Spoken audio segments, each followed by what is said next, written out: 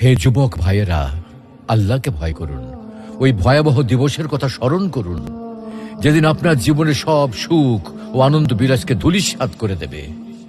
সেই দিনের কথা স্মরণ করুন, যেদিন আপনি হবে নির্জন কবরের একা বাসিন্দা। সেদিনের কথা স্মরণ করুন, যেদিন আপনার সন্তান সন্ততি, স্ত্রী, পরিবার, আত্মীয় স্বজন, পাড়া প্রতিবেশী, ধন সম্পদ, বন্ধু বান্ধব সবকিছু থেকে আপনি বিচ্ছিন্ন হয়ে যাবেন। কবরের সংকীর্ণতা ও ঘুটঘুটে অন্ধকারের কথা কি আপনার একবারও মনে পড়ে না? কবরের বিভীষিকাময় ও ভয়ঙ্কর অবস্থা কি আপনার স্মরণ হয় না? কবরের শাস্তির ভয় কি আপনার অন্তরাত্মা প্রকম্পিত হয় না? মুনকার নাকির ফেরেশতার দয় প্রশ্নের সঠিক জবাব কি আপনি দিতে পারবেন? একথা একবারও কি ভেবেছেন?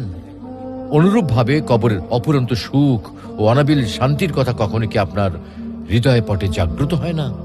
তাই বলছি, হে যুবক ভাইয়েরা, আর দেরি না করে দ্রুত ছুটে আসুন মহান আল্লাহ রাব্বুল আলামিনের বিশাল ক্ষমার দিকে, মহান আল্লাহ রাব্বুল আলামিনের রহমতের দিকে, মহান আল্লাহ রাব্বুল আলামিনের অনুগ্রহের দিকে। মহান আল্লাহ রাব্বুল আলামিন আপনাদেরকে বলছেন, তবু কি তারা আল্লাহর কাছে তওবা করবে না এবং তার কাছে মাপ চাইবে না? আল্লাহ অত্যন্ত ক্ষমাশীল,